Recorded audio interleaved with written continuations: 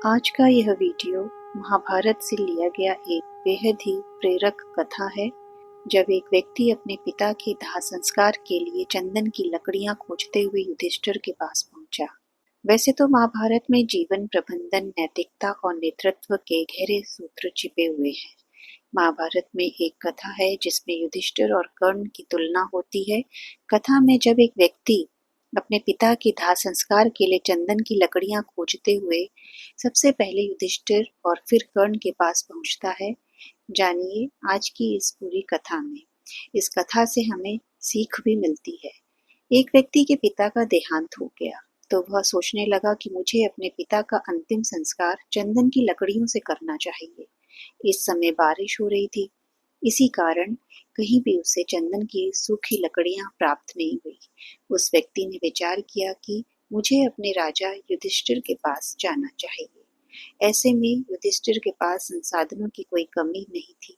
जब व्यक्ति युधिष्ठिर के पास पहुंचा तो युधिष्ठिर ने उससे कहा कि चंदन की लकड़ियां तो बहुत हैं, लेकिन बारिश की वजह से भीग गई हैं। ये सुनकर वह व्यक्ति वहां से निराश होकर कर्ण के पास पहुंचा। कर्ण की स्थिति भी वही थी। उसके पास भी चंदन की लकड़ियां थीं, किंतु वो सभी लकड़ियां भीग चुकी थी। लेकिन कर्ण ने थोड़ा सोच विचार किया कि मेरे द्वार से आज तक कोई खाली हाथ नहीं गया है, इसे भी खाली हाथ नहीं जाना चाहिए। कर्ण के पास जो सिंहासन था वह चंदन की लकड़ी से ही बना हुआ था। कर्ण ने तुरंत ही अपना सिंहासन तोड़कर उस व्यक्ति को चंदन की लकड़ियां दे दी। चंदन की लकड़ी का सिंहासन तो युधिष्ठिर के पास भी था, लेकिन युधिष्ठिर ने ऐसा कुछ सोच नहीं सके। इस घटना के बाद ये चर्चा होने लगी थी कि ज्यादा बड़ा दानी कौन है, युधिष्ठिर या कर्ण। इस कथा से जीवन प्रबंधन की 3 बातें हमें सीखने को मिलती हैं। पहली बात, समस्या नहीं, उसके समाधान पर हमें ध्यान देना चाहिए।